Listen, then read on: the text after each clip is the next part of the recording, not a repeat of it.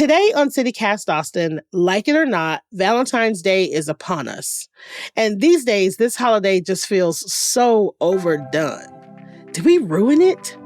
Local writer Rose McMacken and I have thoughts.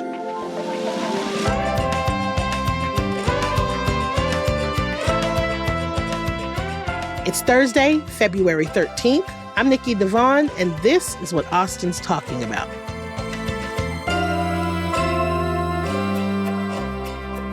So, okay, I gotta ask, we're talking about Valentine's Day today. So what are you doing this Valentine's Day?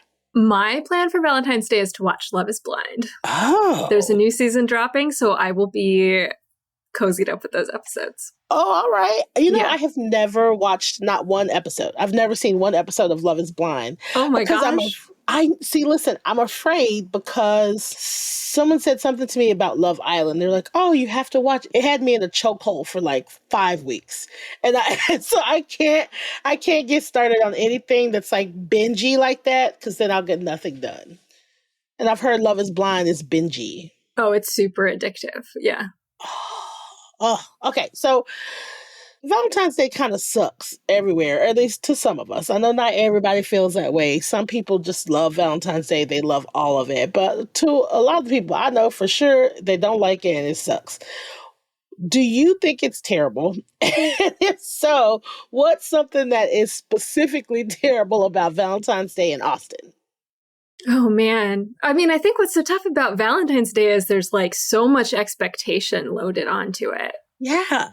We're really supposed to be in a particular place in our life, and we're supposed to be observing that in a particular way. I love that you say that, because it's the pressure for me. It's the pressure. It's just like, so you're telling me if I have someone, then this day I have to go all out. I got to spend money, or I got to come up with some incredible thing to go do. Or if I'm single, I should like be sad, or I should go to a singles event. Yeah, or be like going all out with your friends in some sort of way. You know, we've got all the pressure of Galentine's Day, which I think is technically a different date, you know, but like that's on there too. Yeah. So yeah. It's like you have to spend money to prove you don't care about Valentine's Day. It's absolutely. It's a mess. Okay, so what do you think? What is the worst possible date you can imagine going on Valentine's Day in Austin, and why is it Bob Schneider at ACL Live? I mean, I'm personally terrified of any sort of like prefix, like going out to dinner, you're sitting across from each other and like being witnessed.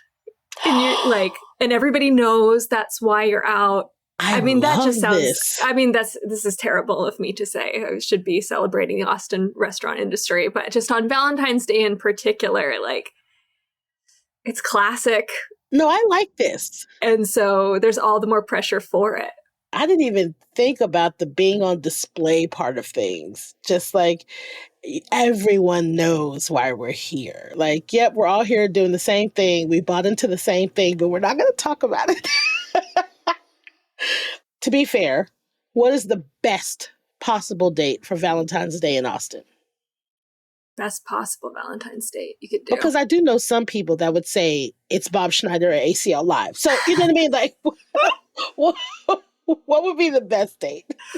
Oh man, the very best date you could have. I mean, it'd be pretty hard to go wrong with two-stepping. I will always be a champion for two-stepping. It's so classic. Yep. And I also think, I think like having like the kind of the humble Valentine's Day is such a great move, like getting P. Terry's Burgers or going for a walk, and you like retain a little more privacy maybe. So maybe this is just me like wanting to be private with my relationships, you know, but like you get to like it helps eliminate some of that performative quality, I think. Yeah, I have a friend who she and her partner have been married for, I don't know, 15 years. They have one of those quintessential stories. They met, they were both broke. They have come a long way from where they were. But when they first started dating, they would just go out for ice cream and then like go for a walk around Town Lake. That's just what they did. And so now, still, all these years later, every Valentine's Day, they go and they get some ice cream and they just like walk around and talk. And the only agreement that they have is that they don't talk about their daily life stuff, like laundry and leaving stuff on the floor. They don't talk about any of that. They just go for a stroll and have ice cream. I'm like, okay, I can get on board with that. That sounds really nice. You're actually reminding me too. I think one of the best Valentine's days I ever spent in Austin, it was with a friend because he was alone and I was alone, and he made reservations at I think it's called the Light Inside on UT campus. That's the like James Turrell installation there. Oh. And it's free, but you do have to book in advance. And you walk into this installation and you just sit in silence for about an hour as the light changes as the sun sets. So it's a different time every night. And I never would have thought of that as a Valentine's Day thing. And you have to book it, pretty far in advance to secure that date. But that might be, mark your calendars for next year. That might be the single best Valentine's Day in Austin. So it's called The Color Inside. Kelsey, our newsletter editor, was just talking about this, and I had never heard of it before. So it's only open. Is it only open around sunset? Is that the only time you can do it? Or? Yeah. So well, I mean, you may be able to go into it at other times. I'm actually not sure, but you go in about 30 minutes before sunset and you can see the sky, but then the light in the room is like slowly changing color. This. And it's really like every sound you make is super amplified. So everybody's being really quiet and not talking. And like, there's something so intimate and like honestly really sexy about sitting there with the person that you showed up with and just like, you're aware they're sitting next to you, but you're not touching and you're not talking. And it's, you're not looking at your phone. It's really cool. I love it. That's right up my alley. So there are a bazillion things happening around Valentine's Day in Austin. It's kind of crazy. And we're also a population that skews a little younger. How do you think this holiday affects us emotionally? Like, does it take its toll on us emotionally? Well, okay, here's my really hot take, which is that Valentine's Day came in at 100 miles an hour this year. I started seeing like Valentine's Day marketing in December. Yes! And I don't remember that ever being true. And I was thinking about that and I was like, I don't think this has anything to do with how much we're feeling the love. I think this has everything to do with where the economy is at right now. And like kind of marketing teams being on overdrive. And that just happens to be the holiday in February. And there's something almost ironic about that because like there's so much, people are so stressed out right now, just in general. So stressed. Yeah. It's a really like the world is a little bit scary right now, more than a little bit scary. Yeah. And so I think there's something incredibly ironic about the fact that the less we're feeling the love, the more Valentine's Day is getting amped up. Yeah. Because it really just increases that sense of like, we're not where we're supposed to be somehow. Oh my God, that you are killing me right now. I follow the seasons based on what is put out at Joann's. So to your point, I started seeing little speckles of red, like hearts, pinks, stuff like that. It's really slow. First, you'll just start to see Valentine's Day socks. And I remember, I was like, it's not even Christmas yet. Why are there Valentine's Day socks? But to your point, I think it's just like, this is kind of the time of consumption. And so it's like you go right from Christmas into New Year's and then into January. It's like, okay, New Year. Now I'm getting fit. I'm going to get a gym membership. I'm going to buy gym clothes. I'm going to do all these things. And then you just slide right on into to February. And it's like you get, it's like this push to spend money for 3 months straight. 3 months straight. But then in February, they get to be like, but it's for love. You're spending money for love. And it works. It works. I think it's ridiculous that I'm seeing Valentine's Day socks in December. But you know who almost bought those damn socks? Me. Well, and it makes sense because Valentine's Day has such an aesthetic. It always has. Yeah. So it was kind of ripe for that kind of commodification, I think. I'm a pink girl. I love pink. The aesthetic does work on my brain, unfortunately. So Austin's consistently ranked as one of the best cities for singles year after year. I do not know why, but it is. Do you have any recommendations for those who are single this year on Valentine's Day? Okay, my big recommendation is send Valentine's cards to your friends. I love That may not be an activity to that. do on Valentine's Day, but I think the act of like sitting down and physically writing things makes you feel connected to people. So it would be that. And then making, if what you feel like doing is being out or being with people, be with your friends. Like, I think it's a great time to make dinner. Probably a good time to stay home, and because all your favorite restaurants are only going to be doing like preset menus for two. Or I've had some really good Valentine's days spent in like kind of unromantic bars, quote unquote unromantic bars. Benders can be great on Valentine's I love Day, Bender. It's Yeah. not in your face with the coupliness. It's just low key. You give me great ideas. First of all, I love the idea of writing letters to all your friends. I might actually steal that. I love that. And I live in a tiny, tiny little apartment, but I am betting I can bully one of my friends into hosting a potluck or a dinner.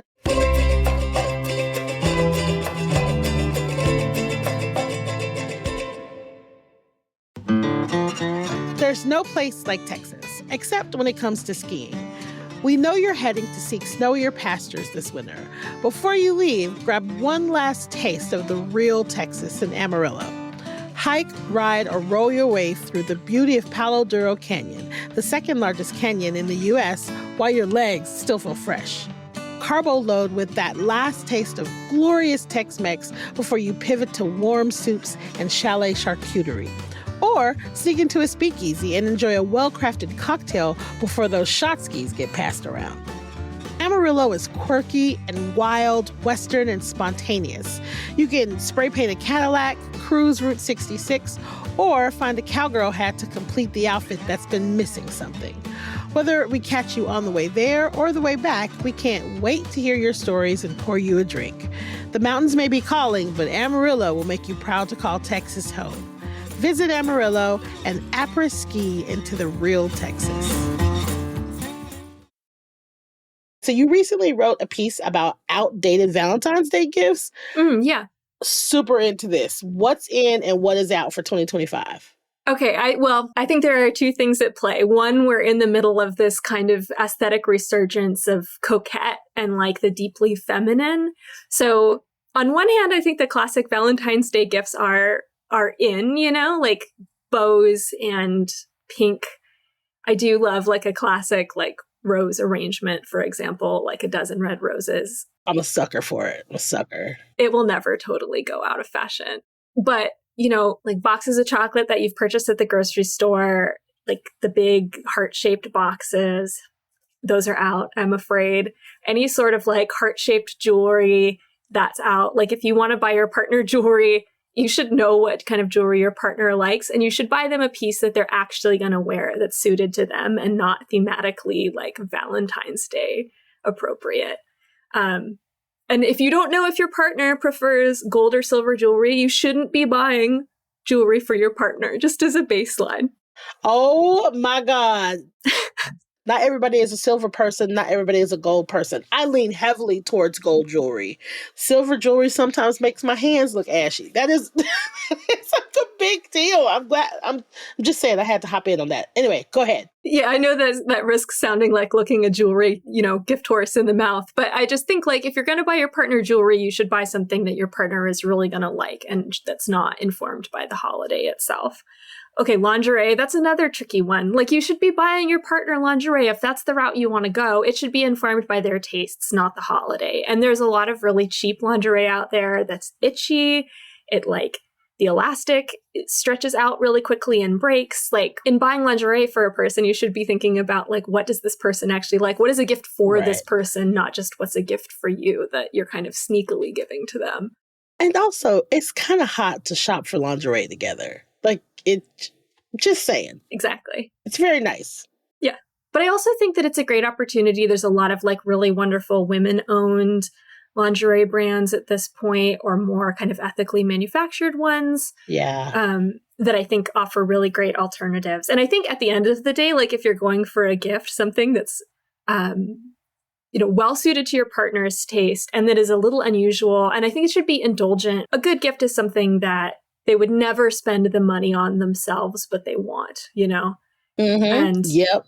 so, you know, it's the nicer bra they can't maybe bring themselves to spend money on, or a necklace they wouldn't quite pull the trigger on them for themselves. Like that gifting rule holds true no matter what the holiday is. And so I think that's the name of the game with Valentine's Day as well. And I don't think there's anybody out there who's like, man, if I just, you know, I would buy myself a giant heart-shaped box of chocolates at the grocery store, you know, but I just can't bring myself to spoil myself like that. So.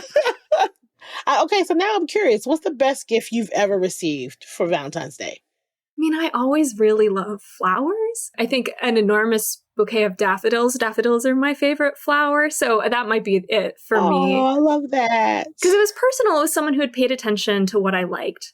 It reflected that they knew me well. I don't know. Daffodils are just so happy. You can't go wrong with daffodils. Daffodils are beautiful.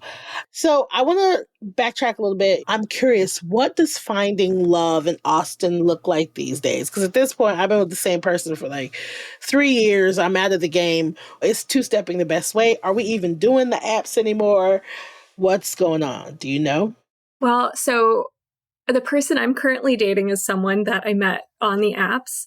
So I think maybe that was like an ironic narrative plot twist after I had been so disparaging of the apps, you know? I love this. I love it. I was so ready to write the apps off, but I guess they're not dead yet. Don't give up hope. But I do think in general, like connecting with people in Austin, you just have better luck in person. I've gone on some really lovely dates with people I've met out two-stepping. That seems to be a really nice way to kind of ease into getting to know people because there's less pressure on conversation. You don't have to necessarily know what to say right away. Where else? So I have a friend just recently who said that she met a guy at the Central Library. I don't know if they like went for the same book. I don't know. Were they there to check the same thing out? Yeah, or like she had it and it was overdue and he was waiting for it. Yeah. Like whole Lifetime movie. So maybe in our Austin, our libraries are pretty dope, especially that Central Library. So maybe that's, I don't know, maybe that's an option. So total subject change. But so we've been hearing a ton about AI kind of infiltrating different aspects of life. I think it started off really, really simple with just like filters. You know, I remember when I was on the apps, I'd see a bunch of filtered photos and I'd be like, okay, like if that is your way to do things and that's how you want to do things, whatever, that's fine. But like now it's like, you know, I have a friend that used Chat GPT to fill out her online profile. It is definitely infiltrating. What's your take on AI affecting our dating life here? Yeah, you know, I just saw for the first time a post last night about these people were talking on a dating app. They had agreed to meet. And then at the end, he said, I just need to be transparent. I've used like a chat bot to generate some of the responses here. I think, it had been abbreviated to meme format. So I don't know like how much anyone has like done a deep dive on this yet. But I mean, it's definitely happening. I think it was Whitney Wolfe Herd, the founder of Bumble, who was talking about how kind of the future of dating apps involves like AI concierge who go through and like filter your matches for you, or like kind of do like your concierge is interacting with their concierge, which is a terrifying thought. That's terrifying. What? I don't know that we figured out where our line is for that. How is that getting authenticity at all? Yeah, it's like I'll have my people call your people and they'll talk and they'll they'll bring forth our best and then we'll meet and then what? That doesn't even seem like something that would work. And it's tough because we already are relying on less so with the swipe format dating apps, but we are already relying on algorithms to make decisions about who we match with to some extent. And even an app like, Hinge or Tinder or something, yes, you're swiping, but you're still who you're seeing and how they're presented to you is still informed by machine learning. And so, at what point do we decide that's too much? I'm not sure. Yeah. I think it's another reason why it's good to get to that first in-person date as soon as possible if you're doing online dating. Don't put a lot of energy into the back and forth beforehand. Just get in there and do it in a safe way, but get in there and figure it out. I still love that advice. Every year it seems like it's like this push for Valentine's Day gets bigger and bigger, bigger and stressful and more shiny and bigger. Um, what is your opinion on that? Like, do you think that is why it was created? I mean, that is, I think, a common criticism of Valentine's Day for sure, that it was invented by Hallmark cards. I think you could leverage that criticism at almost any holiday. Ooh, I like where you're going. But it does make me wonder if the holidays, at least as far as like our contemporary brains are capable of conceiving them, are kind of inextricable from consumption. We don't necessarily have holidays that are based in not consuming. There you go again with the logic. Easter is it's like a great example of a religious holiday that is supposed to be about the resurrection of Jesus or whatever, and somehow eggs and Easter bunnies and chocolate got into it. Like how, what I mean? I'm so fascinated by stuff like this. But you're right. It's all consumption. You're right. I mean, you want to walk that back a little bit because I can think of a couple that Okay. aren't like based deeply in consumption. Labor Day. Yeah, Memorial Day, Labor Yeah. Day. I mean, Memorial Day, I'm Yeah. starting to see a lot of like patriotic flag stuff, maybe, Sales, yeah. but it does occur to me that Valentine's Day, given the rise of coquette and given how into bows and pink and just kind of the premium placed on girlhood kind of as a sellable thing right now, Valentine's Day just seemed like so ripe for this kind of like hyper commodification. Yeah, you're right. And it also really plays on this innate desire to preen sometimes that we have, especially with social media and this desire to show and be visible in this grand way. Like, look what I got my person. This is how much I'm showing that I love them. Look at this. Look what I did.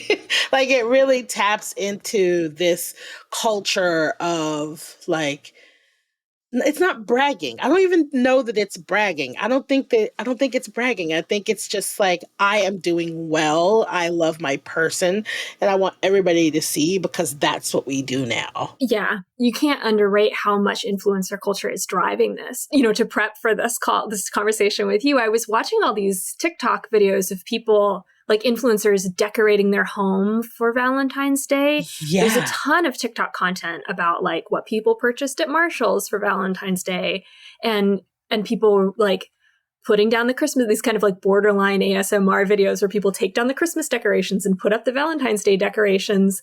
Yeah. In December. And a lot of that, I think, is driven by the influencer economy, and that these people are trying to get their videos out as early as possible so that they're the people who were collecting clicks and purchases in their Amazon shop.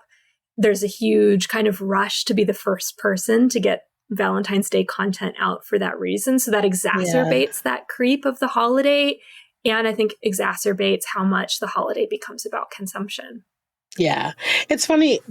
I don't know when I changed my mind about Valentine's Day. I used to be into it. Like, my mom started getting my sister and I Valentine's Day gifts when we were very, very young. We did the whole thing where you exchange cards in school, and then when you get to high school, in my high school, they had this thing where you could buy a carnation for someone for $1, and then went to the booster club or whatever, and then it was just like this big show of you being in your last class for the day or your first class for the day and getting all these carnations.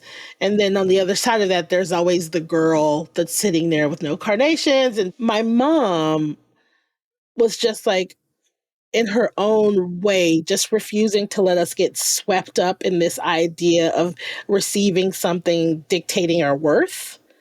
Because my mom would be like, you're loved, you're always loved. And if this is what you need to feel loved at this time, that's what I'm going to do it. And so I've always loved Valentine's Day to see what my mom would get me, which sounds kind of weird. So, but it definitely took the pressure off of my partners. And I don't know if that's good or bad now that I'm saying it out loud, but like, the focus on love for some point for me shifted. And I don't know when it was. Like at some point as an adult, I was just like, this is too much. It's not about love anymore. It doesn't feel like it's about love anymore. I can't participate in this anymore. And so, do you feel that somewhere in the middle of all this consumerism, there is still that nugget of like, this is about love and this is about showing love? Or have we just gotten past that? Or you think we're gone past that? I mean, yeah, I think that aspect of Valentine's Day is still there for people who want it, like there's really no obligation to participate in the shopping component, in the going out, in the kind of performative aspects of it. At the end of the day, like humans are just such social creatures and we just want social connection. And like, why not take the opportunity to celebrate that? Send a card you might not have sent, or even just send a text. Every year I get texts from some of my girlfriends and send them as well, just saying like, Happy Valentine's Day, thinking of you, like in a platonic capacity. But it's just, I think the more we remember that Valentine's Day isn't constricted to just romantic love, the more it gives us the opportunity to like feel really blessed by all the love that is in our life. Killing me. Yeah, that's exactly it. That's exactly right. Yeah. But what kind of advice do you have for people feeling that pressure? I mean, I think the first thing is getting really honest with yourself about where that pressure is coming from. Because I think evaluating how much of it is being expressed by your partner, how much of it is coming kind of from society, and how much is coming internally. I think just getting straight on that seems like such an important first part of managing pressure, because it's so easy, I think, to put pressure on ourselves, but then assume it's coming from outside of ourselves, that it's coming from other people. And so I think my advice would be to get really, really honest about what pressure is external, what pressure is internal, and then with clarity around that, talk to the people in your life, talk to your partner if that's who, you're feeling pressure towards, just to kind of clarify what the actual expectations are and separate those out from reality. Yeah. Yeah, exactly. Yeah. And I got to ask, do you feel like right now Valentine's Day sucks? Yes, but it doesn't have to. Love it. This has been great. Well, thank you, Nikki. It's such a pleasure talking to you. It's so great. Thank you so much.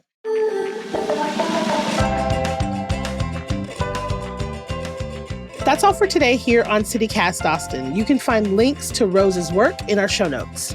If you enjoyed the show, why not tell a friend, rate the show, leave us a review, and subscribe to our Hey Austin newsletter. We'll be back tomorrow morning with more news from around the city. Bye, y'all.